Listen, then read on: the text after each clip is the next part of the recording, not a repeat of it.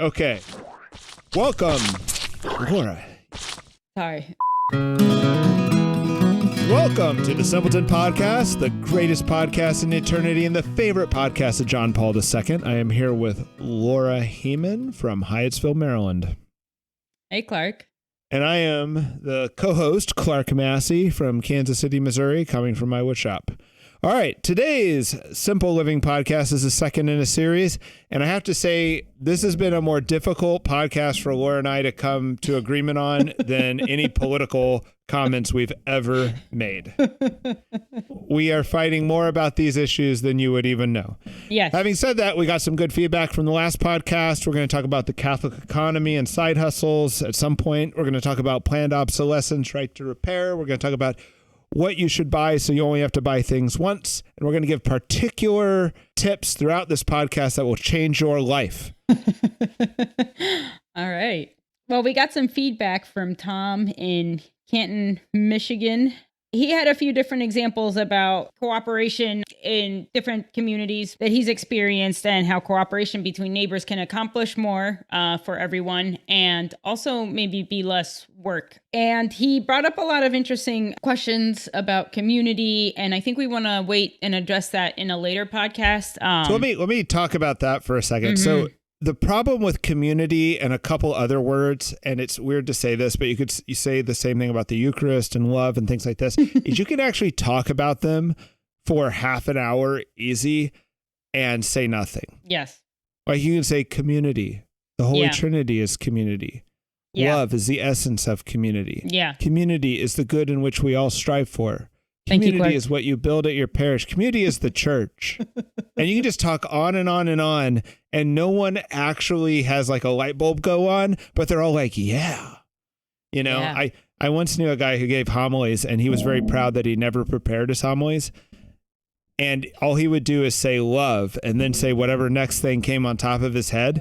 And I don't think he ever said like a heresy or anything terrible, but it was like so boring and so annoying. Good. Yeah. Yeah. It was like as annoying as people were like, you are not bringing anything to the table. You're just saying love over and over again. Yeah. With a different phrase afterwards. So that's also a danger when you talk about community. And so we're trying to avoid that topic until we have something more interesting to say. Yeah. And you referenced that because we did a very early podcast on like Christian communities like ours, like a simple house. But talk about some wider ideas about community, right, in the future, hopefully. So Tom had a specific example that was kind of interesting. It was about, how would you put it, Laura? Well, he there was like a tree down at the local park in the neighborhood, and it came up at the HOA meeting, and they were talking about needing to hire a company to take care of it. And Tom said, well, can't we just have a few neighbors get together? You know, and sure enough, a couple neighbors stood up and said, we have chainsaws, you know, we can do it. And I was kind of floored by this example because I think in like an East Coast HOA, like no one would allow that.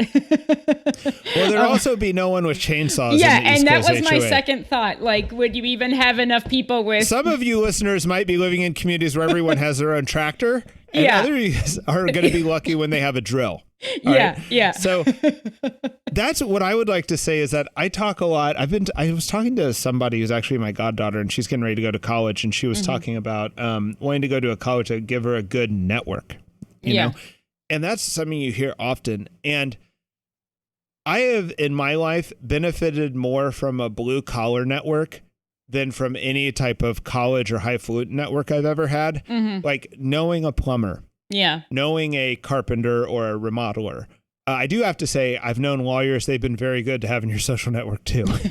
People with useful skills is a great community to have. Yeah. And I would suggest that you find people with useful skills and invite them over to dinner at your house. Yeah. Build that community out. Right. I think also, and not just so that you have a plumber to hire though, right? But so you're exchanging ideas with people that have useful. Yeah, even if you never have that lawyer ever work for you or that guy ever raise a hammer at your house, the advice they give is great. Yeah. You know, and it's a type of advice that I think historically in America was more widespread. You know, like I kind of see this when if you go to an estate sale, you know, the generation that's dying off and you go into their basement and you just see what they have. Yeah. It's like they had grinders. Yeah. They had all these old tools. Yeah. It's just very common. It's almost weird to go to an estate sale where there's not a garage or a basement full of these tools, right? Yeah. And it's just something that the Zoomer millennial generations don't seem to be doing in the same level, you know? Yeah. And also when you're doing real estate work and looking at old houses, you see how much the homeowner himself improved the house or herself, Right. you know? I think one of the reasons why Americans aren't buying homes, like the younger generation's not buying homes at the same rate, is partly because they almost would have to hire out everything. Right. They don't have the skills or the desire to learn how to do a lot of that. Yeah. I do see the desire increasing though. You see more and more people wanting to learn. I think the desire is there, but part of the question, I mean, YouTube is like the only answer. It's like, where do you learn this? Because it's like you don't have people around you that can, take a look at the project you're working on. I think what also happened in the last century was a lot of people grew up on farms and moved to the city. And that growing up on a farm, they kind of just learned it by osmosis growing up, and they took it to the cities. We right now are kind of in a dark age of consumer products. And what I mean by that is planned obsolescence is so everywhere right now. Yeah. An example of this would be, I'm at a property where I bought a $2,000 fridge, right? Yeah. A leak developed within the fridge where the water comes in to go fill up your cup, right? Mm-hmm. Repairman comes, he says, I cannot get the part to fix your fridge. There is no reason why the parts to fix any little plumbing line of liquid going to fill a cup are not at Ace Hardware right now. I mean, unless the manufacturer didn't want them to be. Right. Right. So what manufacturers are doing is they're fusing things together so that everything has home appliances have about a 7-year lifespan. Yeah. And then they don't make the parts that are most likely to break first accessible. And when you can access them, you're often breaking two things to get to them. Yeah. And you can't find the part once you get there. So now you're ended up with this defective device, right? Yeah. So the weird thing about this is it's actually not about how much you spend. If you go to Home Depot right now, the difference between the $800 fridge and the $4,000 fridge is not quality. It's about whether or not it's running a Wi-Fi system in your house. Yeah, so it's like features. Yeah. Right. So my fridge can't fill up your drink with water, but it's still running a Wi-Fi that we're not using in this. Right. That's property, crazy. Right? Yeah. Yeah. And I mean, just the everyday, if you own a cell phone, you'll notice that after about a year, it starts getting buggy. And it's like almost unusable after 2 years, and that's by design.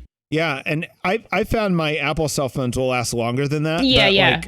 Apple also was caught literally messing with the battery on their cell phones to make the older cell phones quit working as well. Yeah. So that you'd want to replace them. Or they stopped doing updates or, yeah. Right. Mm-hmm. And I used to think that this was just economics, that this was not a deliberate thing. Okay. It kind of blew my mind that this was a deliberate thing.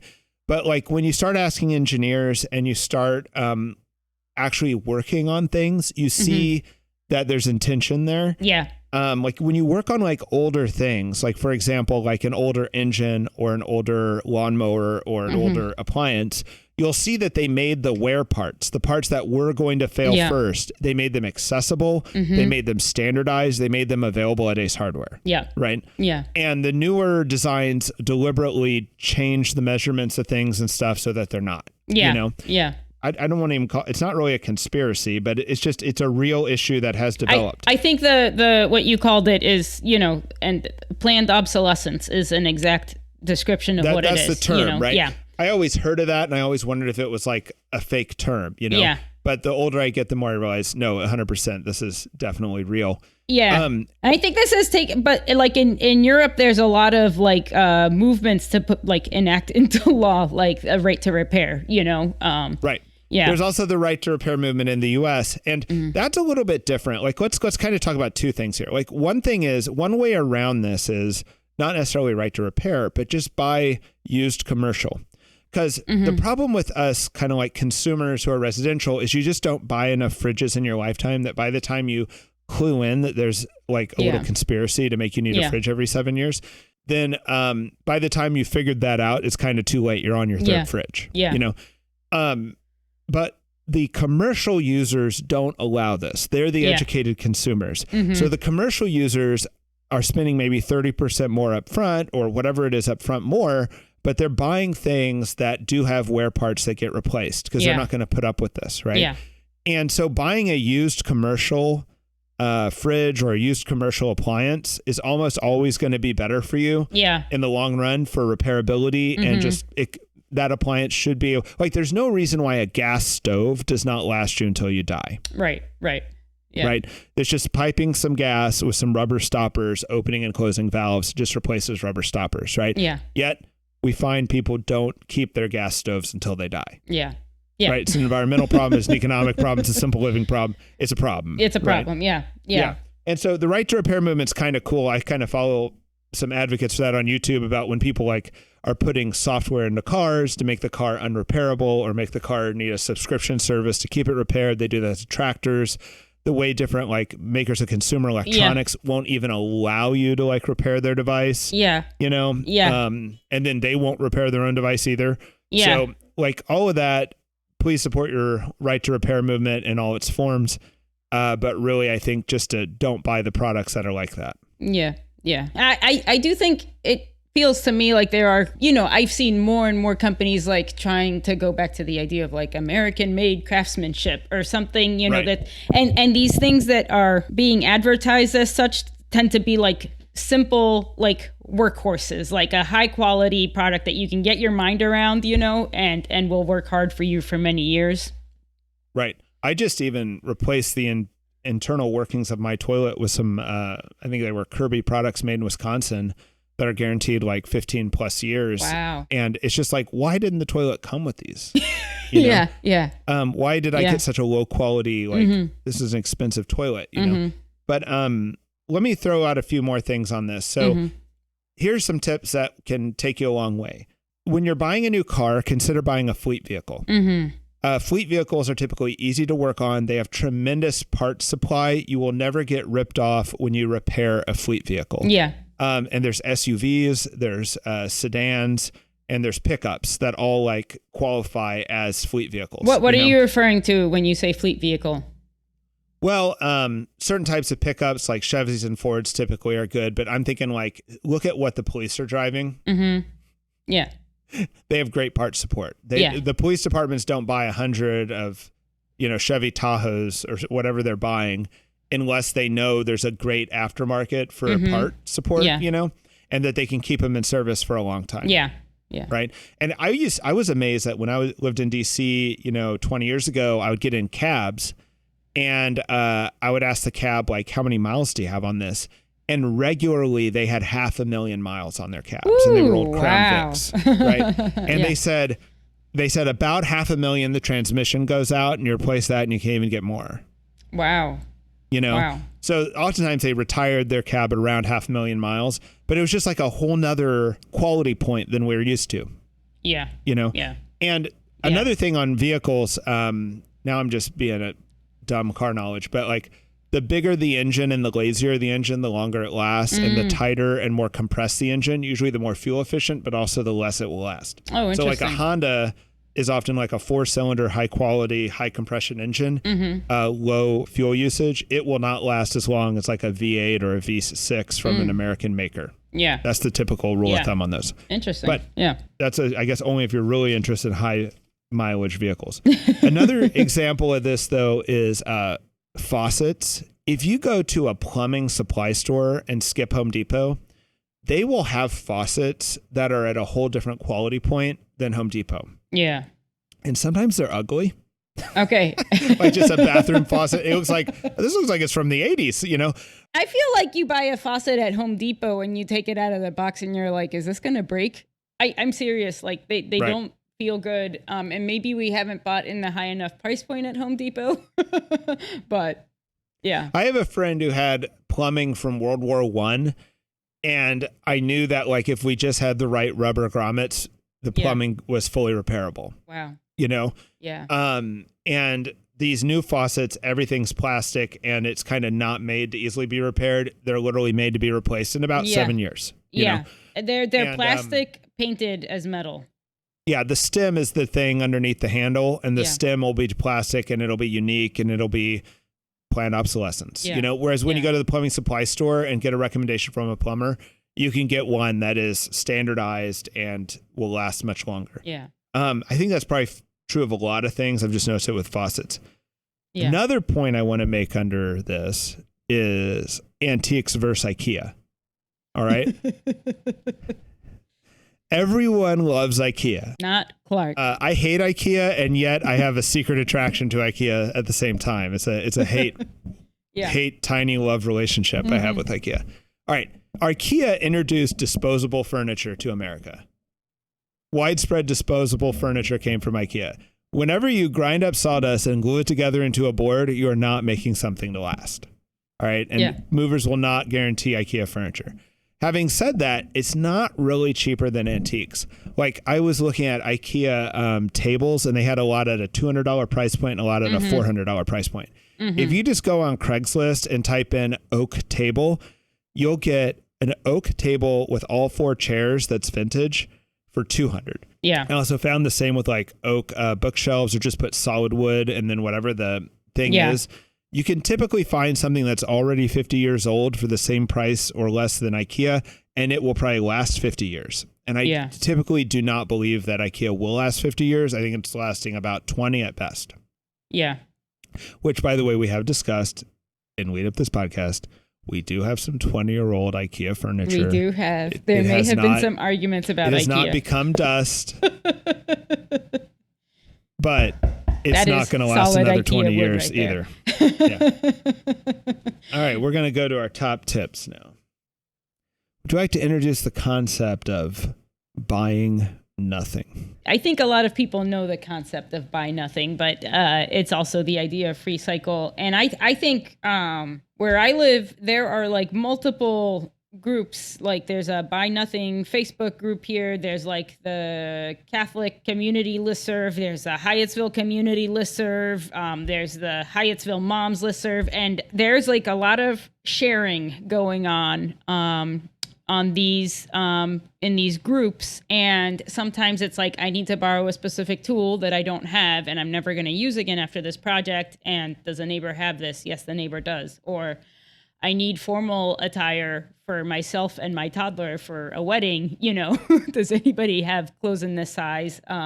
Or I need hand-me-downs for my kid or whatever. And I love this. I mean, and I've seen things like, you know, a full set of workout gear, a saxophone, pregnancy tests, you know, being given out for free. Pregnancy tests? Yeah, That's like kind of a pregnant, weird like one to someone got mention pregnant. more. You know, they have expiration dates. Pregnancy tests are expensive. Yeah. Okay. No, but okay. This is like I think if you're hot tip, find your pregnancy tests in the Freecycle. Okay, but the great Facebook thing group. is that it's like something that has become not as useful to somebody else now has a home other than the trash, you know? And right, that's right. And it's like stuff that you wouldn't maybe sell right. or have, you know, or maybe like your immediate friends don't need. I've also seen stuff like this grow into side hustles. For example, I've known people who are repairing lawnmowers, repairing appliances, like maybe they'll repair their own, you know, dryer or something. And they'll be like, you know, that was easy. And then they'll start finding people who have broken dryers who are getting ready to pitch them. And just take them, repair them, flip them for $100 like or something, you know? Yeah. And another term that my wife and I have come up with when we were like budgeting is like the Catholic economy. Mm-hmm. And what we mean by that is just like the local mom and pop, you know, the owner of the business people, as opposed to like the Walmarts and the Targets of the world. Yeah. I think that there's something weird in American culture that us younger generations, I'm including Gen X as a younger generation, the non-boomers, have got this expectation that buying things from people at arm's length, buying things from Fortune 500 companies is somehow better than buying things from your neighbor. Yeah. You know, that like buying your beef from the supermarket's better than... Do you mean this out of politeness, you know? It has something to do with like separating your friends from your business, you know? And it's completely wrong. Well, it might kind of mean you treat your business like crap. but it's somehow like shared economic activity has always been part of human community and part of even like family, and like us starting to think in terms of like, hey, hire the realtor from your parish. Hey, hire the carpenter from your parish. And if you end up paying $100 more, you know exactly where it's going. It's not going to a Fortune 500 shareholder or, some foreign group or whatever. It's staying local, and it's just more enjoyable too. Like buying your honey from the beekeeper in your neighborhood is just a more enjoyable community. And you're also building a healthier community economically also, the more small business and stuff we support. Yeah, I want to counter this idea that it's more enjoyable. I think overall, yes, it is more enjoyable, but I also think maybe it kind of makes you do some of the hard work of being a Christian, but because I've bought things from friends that it was a little awkward, like, hey, this didn't come out how you said it was going to come out, and I want to support your side hustle, but I can't gift this, and then you have to have that difficult conversation. I agree. And I think though that like from an economics perspective, like this is a repeat game that's face to face, and the likelihood you're going to build trust and build something quality is higher than when like when you call the customer service line of a Fortune 500 company. Yeah, totally. Yeah. But if you tell your friend that painted your house, like, listen, this part of the job wasn't more acceptable, and you guys like have it out a little bit, like he's going to become a better painter, Right. And it sucks. It's uncomfortable. It's awkward. But there's also certain people in my local community I would never work for, partly because they do ride people. Yeah, Ryan and I have talked about that. Yeah. Yeah, but you also have to think like how many times I've bought a lot, if you're like on Amazon and you just buy the cheapest thing there, how often does that not work out? Yeah, totally. Not infrequently, so we're not saying that there's a higher failure rate in the local economy. It's just maybe a little bit more awkward when there's a failure. Yeah. But there's also the probability that you can build a much higher quality situation. I might guess there would be a lower failure rate, but I don't know. I think another problem that we have is like kind of a growing sense of like safetyism, and for some reason trusting that the bigger, further away company is making something safer or better is not like nothing bears out there, know. Laura, do you want to tell people your side hustle? Oh yeah. So my friend's uncle raises beef. Should we say who my friend is? Do what you want. Rude. Anyway, I help Chelsea's uncle, and he helps me. But so he raises like 4 or 5 cows a year, and he lives like in rural New York, where a lot of people are raising a couple cows a year. And so it's like totally a hobby farm. But basically, I have a lot of friends here that want like well-raised, high-quality beef, but don't know farmers. He's a farmer without a customer base, basically connecting those and arranging that. And it takes a minute for most people to realize that the beef they're getting through a system like that is actually higher quality than like, say, Whole Foods. Yeah, but usually and the chain of control is usually better. It is higher quality, and the people that are usually happy with it immediately are people that grew up on farms. I like a friend from Kansas. She's like, oh, finally, it's like beef from home. A friend that grew up in Argentina, where they have like very high beef expectations. Those people tend to like right away appreciate like, oh my gosh, like this is great, But I think over time you get used to eating this beef, and then even the Whole Foods beef is like, oh. I think in general, this is what I think more and more the Catholic community is becoming a minority population, that we're no longer should see ourselves as part of the majority. Yeah. And I think that interdependence like this economically is the way minority groups thrive. And I think we should encourage this. Yeah. I mean, it has a lot of other benefits too, that you can environmental or whatever, lots of different angles to go with. But yeah. Mm-hmm. Okay. Let's give a couple tips on things that we found that you only buy once and you're doing well. Yeah. Go ahead. Pots and pans are the first thing that come to mind. Right. Yeah. Yeah. Do some pot and pan research, buy quality pots and pans. You can have them till you die and give them to your kids. Yeah. And I think we've whittled down all our pots and pans except for maybe one to stuff that could last us the rest of our lives, Right. I can't believe how many skillets I went through till I got a good skillet. Yeah, no, I know. Unbelievable. You should not be going through skillets. Another example would be like screwdrivers. How many screwdrivers have I ruined with just torquing them and taking the head of them and bending it, Yeah. And it's like, I should not be strong enough to strip a screwdriver. Yeah. If it's made correctly, right? Yeah. So like you should have one screwdriver for the rest of your life. Just don't lose it. Yeah. But instead, I've been through many screwdrivers, right? Yeah. Until I finally got some quality ones.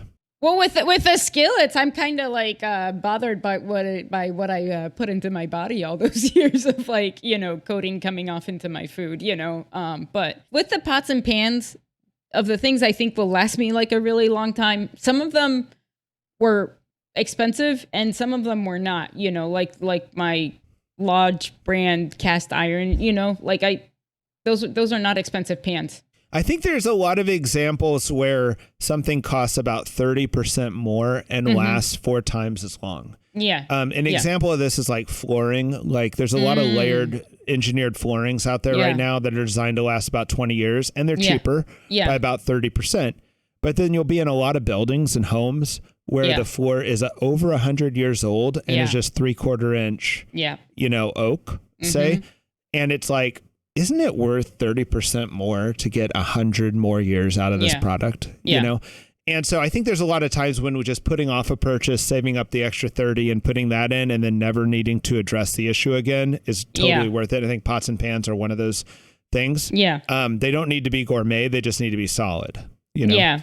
Well, I think what you're saying though is part of the thing is kind of breaking out of this. Like I need my home and everything to look a certain way, and it's not like it's just like for the next 15, 20 years. And those like last 5 years of the 20 years are going to be really painful with how outdated your kitchen looks or something because you did this sort of quick solution. I think we don't have kind of patience for that anymore. There's also a reason to not buy the in style, but to buy a classic style, like on cabinets and things. All right. Other things buy once, safety razors, the old Gillette safety razors. I spent about $60 about 5 years ago on an old adjustable Gillette safety razor. It was kind of like one of those new old stock things. It was probably from the 50s or 60s. Yeah. I've not spent $1 on razors for like 6-7 years now. Yeah. Because I got enough blades and I got enough nice. And the razor's never going to wear out, right? Yeah. And I'm about halfway through the blades I bought, so I think I'm going to get 15 years of shaving for about $60. But the razors are cheap when you need to replace them. Yeah, the razors, they're about 5 cents each. Yeah. And they last however many times you want to use them. Yeah. But so that's great. Besides safety razors, quality small appliances, furniture, like we mentioned before, used commercial, and quality tools. If you just Craftsman is the most affordable old quality tool. The newer Craftsman stuff is not quality. Yeah. Right now, though, you can buy tools from Home Depot that are Husky brand.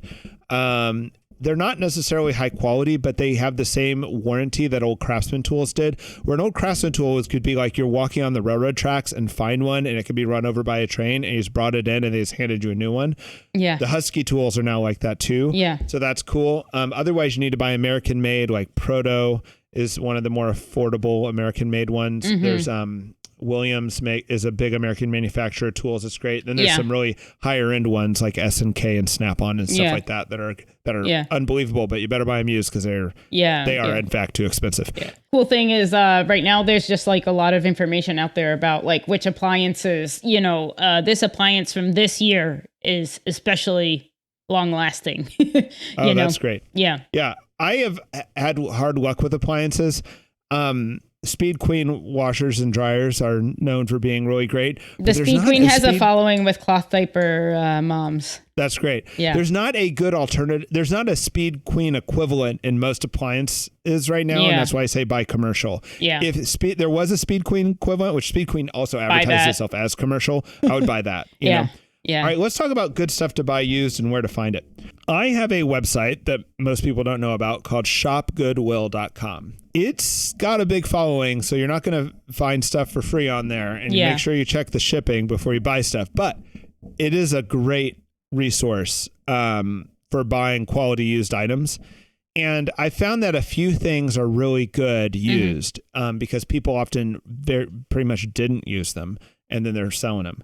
One is formal dress clothes, like good old wool stuff, like old wool coats. Yeah. Even just I will type in like Brooks Brother just so I get all the different spellings. And you'll get all the new Brooks Brothers stuff in your size. Things like tuxedos and stuff. You can buy a really cool James Bond tuxedo for very cheap. Learning toys are things people never open. Yeah. Yeah, right. So if you do like build your own or robot kit or just robot, you will find the coolest things on shopgoodwill.com that you can just literally buy and like give your kids at like half price. Yeah, that's cool. You know? Yeah. We didn't mention Duplos. Duplos are a buy once item. Yeah, those are a buy once. And I think, like things like Duplos or like good like wooden like Brio wooden train tracks or whatever. But Duplos especially, I feel like they're an underappreciated toy because they're plastic now, so they're not, the natural moms aren't as appreciative of them. But but they get tons of play by like every single child that walks into this house, and they last forever. And the parts are always compatible, Also, the Huffy Green machine. And it's just like this half big wheel, half tricycle weird thing for like 10-year-olds. Yeah. And they still make it today. Yeah. And you can find like basically brand new ones used, and it's just awesome. It also just lowers the risk because it's like if you buy $100 Huffy Green machine for your kid and he doesn't love it, you wasted a lot of money. If you buy a $25 Huffy Green machine and he doesn't love it, you're kind of okay. And you can probably get $25 for it. Just reselling it. Yeah, we have a thing right now, like us, like a lot of our friends wanted to get our kids into skiing, which is a really expensive hobby, but we're buying, skis at like used sports stores, used goods, and Facebook, and then everyone's kind of like stocking up so we can share when you've got a gap, in like ski boot size or whatever. And that's been a really cool way to make it. I found that if you want to like play a sport and you're not sure you're going to be into it and you buy used, you can often just sell it used on the other side. Yeah, totally. And like have money for your next recreational activity. Exactly. Like if you want to go canoeing for this summer and the next summer you hate canoeing, you sell that canoe and you buy whatever else you want to do the next summer. Yeah, and with the skis, it really takes the pressure off because I bought some skis that's like, I can just sell them for the exact same price next season that I bought them for. Right. Maybe more if I feel like waiting a little longer, Yeah. Yep. Yeah. My last big tip is everyone, probably even renters, should have a toolkit. Yeah. And it doesn't, I've been harping on quality this whole podcast. It doesn't even have to be high quality. Yeah. Like you can buy these like toolkits that look like plastic briefcases where all the tools have a little spot and they snap in. Yeah. And you could even get them for like women where they're all like themed pink. Yeah. You need one of these. If you don't have like, if you don't want to bother pulling together like a diverse set of quality tools, like old 70s craftsman stuff. Yeah. All right. Well, Clark's computer just died, but he was making our final point, which was just to have tools. And even if you get just like a kind of gathered together set from wherever, I think you would be surprised by how far like a simple set of tools can get you in your house. And there's just a lot more stuff that you can fix and a lot more things that you would think of like trying to fix than if you didn't have any tools. So yeah, I also think he was going to share that he's bought a lot of people tools for their wedding. And it's always like, people are like, this is a really weird gift, but he's had lots of people come back and say we use this toolkit so much. Anyway, so that wraps up our second part of Simple Living. We had a few off weeks, but we'll try to get more regular after the holidays. See you in the new year, and please like, subscribe, and leave a comment if you want to add anything to what we said. All right, God bless you. Bye.